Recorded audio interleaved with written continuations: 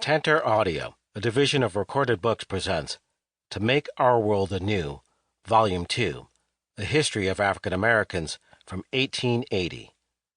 Edited by Robin D.G. Kelley and Earl Lewis. Narrated by Terrence Kidd. Publisher's Note: this audiobook may refer to visual elements included in the print and ebook editions of the book. To you.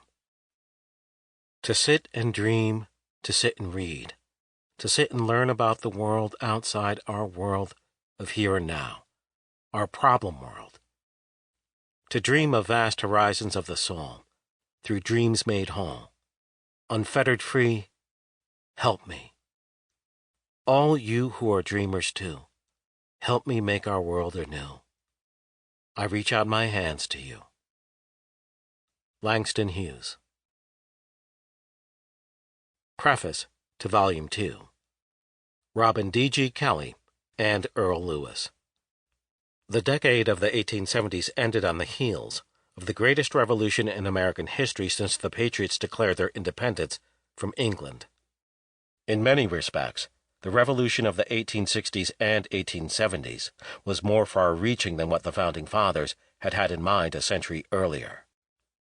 Launched in the midst of the Civil War and post-war efforts to reconstruct the South and the nation, ex-slaves, along with radical Republicans and a few poor Southern whites, set out to transform the old plantation oligarchy into a true democracy. Newly freed men and women sought to create a civil society in which the role of government was to provide land for landless ex-slaves, protect all of its citizens from violence and exploitation, make education and basic public services available to all, irrespective of race or economic status, ensure that all adult males enjoyed unfettered voting rights, and work actively to achieve full equality for all. As a result of this vision of democracy, Congress passed the 13th Amendment to the Constitution, abolishing slavery, the 14th Amendment, granting black people citizenship and fundamental civil rights, and the 15th Amendment enabling black men and poor white men the right to vote without property qualifications. Members of Congress also succeeded in creating free, universal public education. All of this happened in part because former slaves ran for political office at the local, state, and national levels, and promoted legislation that continued to expand the definition of democracy. African Americans did not simply wait for the state or the Republican Party to solve their problems. Some freed people left their former masters in search of family members who had been sold away, to find better opportunities, or simply to find out what it felt like to be free. A new group of black leaders emerged out of the war, many of whom had fought for the Union Army and saw themselves as liberators. They raised money to build churches and schools, hire teachers, and purchase land. Some former slaves assumed the land of their former masters belonged to them, for, after all, Massa was a war criminal, and his wealth was built on the sweat and toil of Africa's children.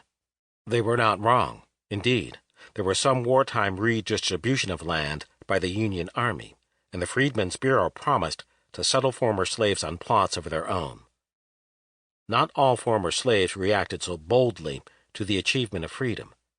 Tens of thousands throughout the South stuck close to their old plantations, afraid of starvation and severing deep family and community ties. The transition to freedom revealed that even the most settled families had certain vulnerabilities in the early years of Reconstruction. There were many incidents of planters evicting their former slaves, especially those too old or weak to work. Despite initial setbacks, black people were indefatigable in their commitment to own land, enjoy citizenship, exercise political power, build institutions, and live in a South where everyone was free and equal. They remained optimistic because of the presence of federal troops and institutions such as the Freedmen's Bureau. However, once Andrew Johnson was sworn in as president following Lincoln's assassination, he made his position clear. America is a white man's nation, and white men shall be the ones to rule the South. Throughout 1866, President Johnson appointed avid racists to positions of power in the Southern Provisional Government. They, in turn, disarmed the majority of black federal troops at the very moment when planters formed armed terrorist organizations such as the Ku Klux Klan and the Knights of the White Camellia. In 1866, these new office holders dedicated to white supremacy passed a series of laws known as the Black Codes. The Black Codes restricted black freedom of movement, the amount of land blacks could own, whom they could marry, interracial marriages were outlawed, and their right to bear arms. Some of the most draconian of the Black Codes were the apprenticeship laws, which allowed former masters to literally retain ex-slaves under the age of 21, under the pretext that they needed a guardian. Once the radical Republicans in Congress overturned President Johnson's Reconstruction policies in 1866 and passed the 14th and 15th Amendments to the Constitution, granting black people citizenship and male suffrage, respectively, the erosion of liberty changed. Throughout the late 1860s and early 1870s, former slaves not only voted, they ran for office and held positions in the state legislature, Congress, and even the Senate. They insisted that free universal public education was a pillar of democracy. Unfortunately, the experiment in democracy was slowly dismantled, as Northern industrialists reestablished ties to the old planter class and sent black folks back to something akin to slavery. The black militias were disarmed, federal troops were withdrawn, and the Republicans struck a shady deal with the Democrats during the 1876 presidential election that allowed their own Rutherford B. Hayes to win the White House despite having lost in the Electoral College, in exchange for withdrawing all federal troops from the South, ending their efforts to reconstruct democracy in the South, and granting the Southern oligarchy more federal appointments and funds for road and bridge construction. The Compromise of 1877 opened the door for the de facto denial of black citizenship, including the right to vote. During the next 15 years, things only got worse. It didn't have to be this way. If only poor whites had recognized that their own freedom was tied to the freedom of black people. If they had only understood the power of united action, of blacks and whites working together to overthrow landlords, merchants, and money-hungry factory owners. Instead, tragically, poor white people, barely able to make ends meet, chose allegiance to their race over their class. They identified more with being white than being a worker or a farmer who shared common interest with black workers and farmers. Thus begins what black historian Rayford Logan calls the nadir, or low point, of African American history. Low point indeed. During the 1890s and early 1900s, lynchings increased, racial segregation became law, and African American citizens who had worked so hard for the Republican Party in the days of Reconstruction found themselves without the right to vote. Many emancipated black people found themselves with no property, working for white landlords under conditions reminiscent of slavery.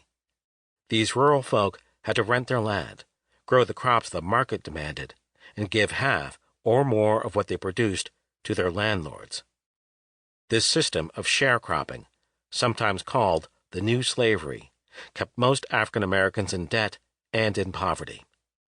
Yet, it did not destroy their fighting spirit.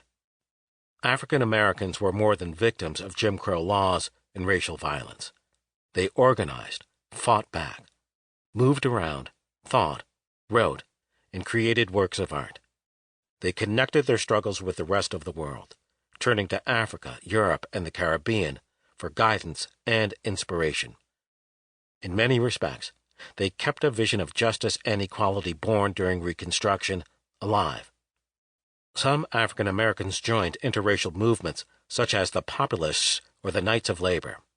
Others turned inward and built religious, fraternal, educational, and political institutions that ultimately became sources of power and inspiration for the stony road ahead. Others simply left, finding refuge as far away as Liberia, West Africa, Canada, and Haiti, or as close as Kansas and Oklahoma. African American men and women founded all-black towns, such as Mound Bayou in Mississippi or Langston and Boley in Oklahoma, and imagined a promised land free of white terrorism. A handful followed the advice of black educator Booker T. Washington, who called on Southern black folk to cast down their buckets where they are and carve out a life on the land. He believed proving that African Americans are productive people would reduce the terror and eliminate racism. Then there were those, such as Ida B. Wells, who believed blacks should cast down the gauntlet and punch it out with white supremacists. Wells, one of many leading black women activists of that era, declared war on lynching and sexual violence against black women. If you can't beat them, leave. And this is what over 1 million Southern blacks did around the time war broke out in Europe. Scores made the move from the countryside to southern cities such as New Orleans, Houston, Memphis, Birmingham, Atlanta, Durham, Richmond, and Norfolk. With the wartime economy booming and European immigration at a virtual standstill due to the conflict, the demand for labor attracted hundreds of thousands of black folk to the northern metropolises such as Chicago, New York, Philadelphia, Milwaukee, Cleveland, and Detroit. For some, the move north was a version of Exodus. They sought refuge and possibility in the north. They sought security and safety in the burgeoning ghettos of the Midwest and eastern seaboard cities. Many found what they were looking for. Others only found more misery. Most experienced a combination of exhilaration and disappointment, and everyone, whether they stayed in the South or joined the Great Migration, confronted a society in flux. The world during and immediately following the Great War was a world marked by destruction, international migrations, rapid industrialization, a wave of anti-colonial uprisings in Africa and the Caribbean, revolutions in Russia, Germany, Mexico, Ireland, and elsewhere, and racial violence at home. Black men returned from the war to make the world safe for democracy, ready to demand democracy for themselves. For their militancy they paid a dear price. Black men were lynched in uniform. Black institutions were attacked by racist white mobs. The ranks of black industrial workers that had swelled during the war were rapidly downsized. On the other hand, while the 1920s looked pretty bad for ordinary African Americans, the artists of the race experienced a renaissance. Popular fascination with blackness meant that the cultural achievements of African Americans in literature, music, theater, dance, visual arts would have an audience. By the end of the decade, however, things looked bad for everybody. When the Great Depression hit America, African Americans were feeling it even before the stock market crash of 1929. But they had hardly given up hope. On the contrary, the crisis was seen by some as yet another opportunity to make the world anew. Hope in the midst of crisis is a major theme in the history of the 1930s and 1940s. Alongside images of bank closings, endless soup lines, jobless men selling apples, unemployed workers begging for work, hard-working middle-class Americans losing everything, we find newsreel footage of families glued to radios listening to the president's inspirational speeches, labor leaders declaring victory in the aftermath of militant strikes, radical protesters fighting tenaciously to transform the country. This sense of hope and high expectation was also evident in the many letters ordinary people sent to President Franklin Delano Roosevelt, the man Americans sent to the White House 3 times in a row, beginning in 1932. They believed things would change, that the nation would rise up out of the Depression. Roosevelt himself reinforced their hopes by promising a New Deal for all Americans. For African Americans in particular, the era was simultaneously an inferno and an Eden. Black workers had the highest unemployment rate at a time when black leaders held important positions in Roosevelt's administration. New Deal legislation threw hundreds of thousands of black sharecroppers off the land when the same federal government provided unprecedented opportunities for black writers and artists. Dramatic episodes of racist violence against African Americans opened the decade just when communists and other radicals launched a nationwide campaign against racial injustice. This sense of hope amid crisis became even more pronounced once the United States entered the Second World War in 1941. For African Americans, the horrors of war provided an opportunity to demand equal treatment. They criticized the United States for fighting for democracy overseas, while black people at home were treated like second-class citizens. Unlike the First World War, this time around black leaders called for a double victory, a victory against fascism abroad and racism at home. The war also created employment opportunities for many black working people, many of whom left the South permanently for the sprawling factories of the urban North. It was déjà vu all over again. Hopeful that these northern metropolises would be the promised land, a good number of these migrants found only frustration and disappointment, since a comparatively small proportion of African Americans gained access to industrial jobs and training programs. Those who did obtain good-paying jobs often experienced violent reprisals from disgruntled whites who refused to work with blacks. Thus, throughout the war, white workers waged hate strikes to protest the promotion of black men and women, and black workers frequently retaliated with their own strikes to protest discrimination. And, in many instances, racial tension spread beyond the workplace, erupting in riots in several major U.S. cities. Spurred by poor housing and living conditions in ghettos, competition between blacks and whites over the use of public parks, and police treatment of black citizens, these riots resulted in several deaths, thousands of injuries, and millions of dollars in property damage. Indeed, it might be said that while U.S. troops invaded Normandy and bombed Okinawa, African Americans in the urban ghettos fought their own war at home. It was only the beginning. Despite a long and noble history of black resistance to racism and oppression in the United States, the period from 1945 to 1970 might be described as a protracted war for freedom. Black Americans were determined to be the architects of an inclusive America, one that championed human rights for all. Moreover, they openly linked local efforts to global conditions. The fight for economic and racial justice in Baton Rouge, Montgomery, and other southern towns and cities became part of a worldwide fight for human rights. In song, word, and deed, anti-colonial efforts in Africa were connected to human rights struggles in the United States.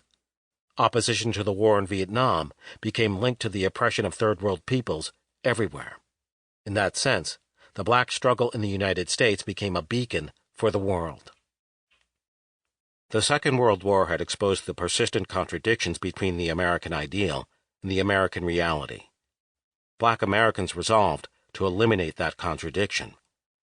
They would not only fight for democracy abroad, they would pursue democracy at home. In communities large and small, they organized after the war, often aided by the Second World War veterans who had resolved to return home and change things. They used indigenous institutions such as churches, fraternal orders, and civil rights organizations, and created new ones to funnel their efforts. In the loyally crafted briefs of attorneys, the cadences of black ministers, the lyrics of gospels and civil rights songs, the energies of college students, the noble dreams of ordinary folk, they plotted their strategies. Victories followed before the Supreme Court in Brown v. Board of Education, through the determined actions of Montgomery and Baton Rouge residents, and in the desegregation of military ranks. Lest it be forgotten, however, it took community mobilization. It took the poor and middle class, the young and old, the college-educated and school dropouts to organize the communities for social change. Some resisted, fearing beatings, job loss, and even murder. For good reason, African Americans who organized the civil rights movement experienced the range of negative response. After all, the federal government reluctantly backed civil rights workers and aggressively investigated black leaders when they complained about the war in Vietnam and social inequities elsewhere. It is important to understand that while African Americans generally shared a vision of changing the world, they did disagree at times over strategies, procedures, and timing. In time, Southern activists came to realize that the challenges faced by Northern and Western urban dwellers required new emphases. Members of the Student Nonviolent Coordinating Committee, SNCC, publicly and quietly feuded with elders in organizations such as the NAACP and the Southern Christian Leadership Committee, SCLC. At the same time, women and men turned to a variety of media to capture the world and their place in it. Popular music pulsated with the rhythms and anthems of migrants who had earlier settled in Detroit, Philadelphia, and Memphis, among other locales. A new outpouring of writings probed the inner psyche of black urban and rural folk, as well as the ways and folkways of whites. Hollywood tiptoed around the subject of racial inclusion, which television executives readily obliged, while graphically exposing the rawness of segregation and Northern exploitation for evening news viewers. Music, writings, and style played a pivotal role in the affairs of the day. When the 1960s came to a close, most black people were surprisingly optimistic. The civil rights movement had made remarkable gains, and many people believed that the Black Power movement might achieve for African Americans the self-determination they had been seeking for the past 3 centuries. There were some stunning victories, especially in the arena of electoral politics. Several major cities elected black mayors. African American representation in Congress increased significantly. A black man named Jesse Jackson actually became a serious contender for the presidency. The black middle class expanded, as corporate boardrooms became slightly more integrated and black college-educated professionals moved to newly built suburban homes. However, the majority of African Americans were not so lucky.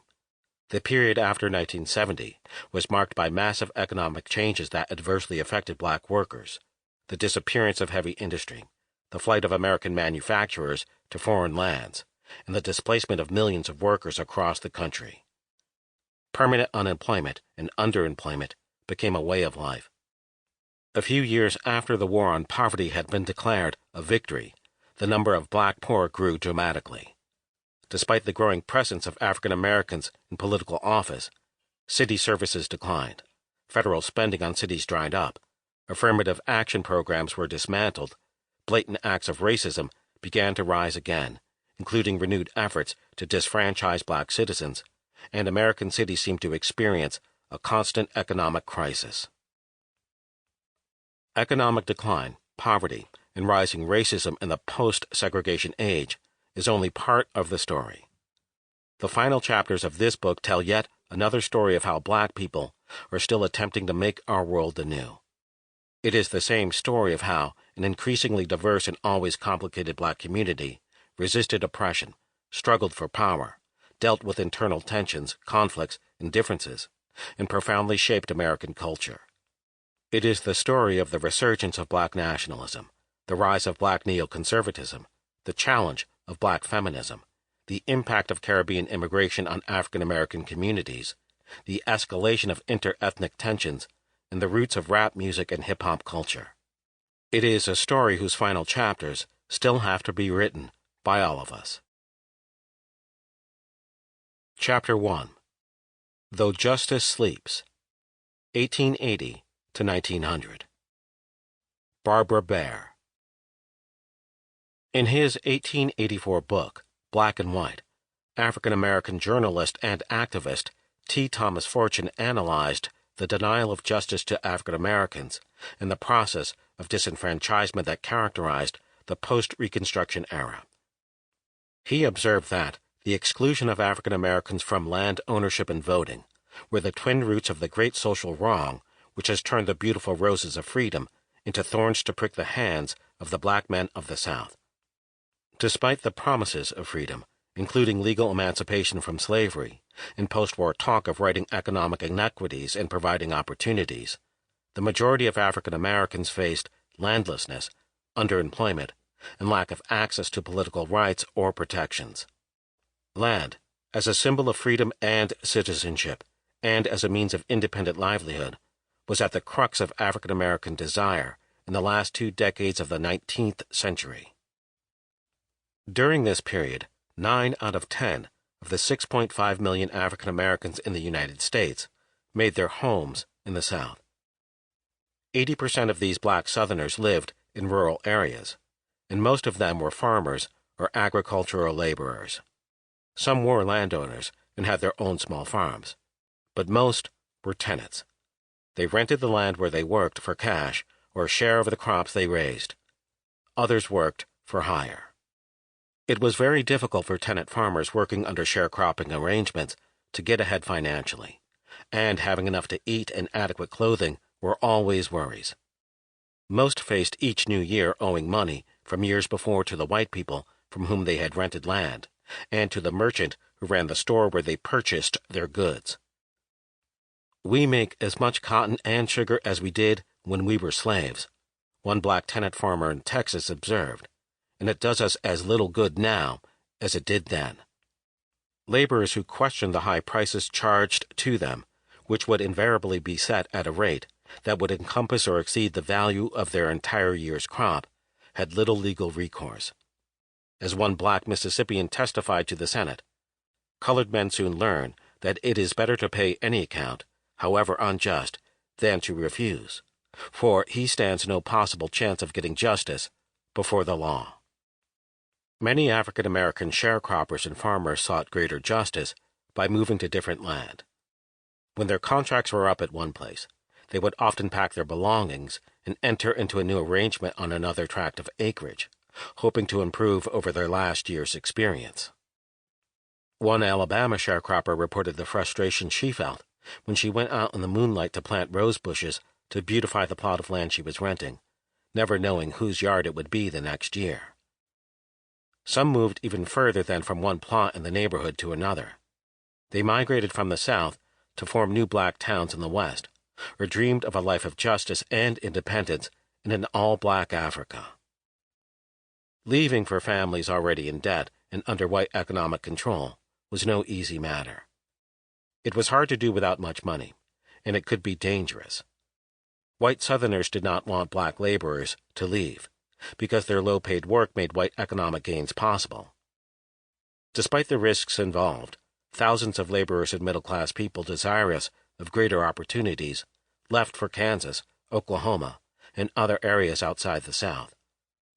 "The word has been spoken, the message has been sent," wrote Sojourner Truth in verse she composed about the migrations. "The prison doors have opened, and out the prisoners went." For Truth and other older activists who had worked hard to bring about the end of slavery, the post-Reconstruction treks to new lands were seen as one more step in the march toward real emancipation. For other leaders, such as Frederick Douglass, the migrations were a mistake. Douglass felt that African Americans should remain where they were, confront violence, and take a stand for equal rights. This was difficult to do, and while many African Americans did work and speak out to change conditions in the regions where they lived, others, particularly the poor, who lived under harsh circumstances, longed to escape, rather than place their hopes in reforming political and economic systems that were so weighed against them.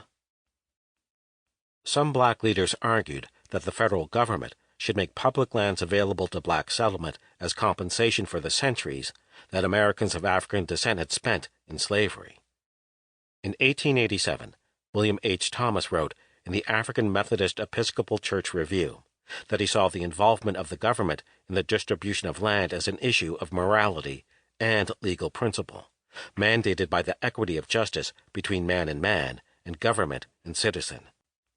If slavery was wrong, Thomas argued, then Negroes were illegally held to service.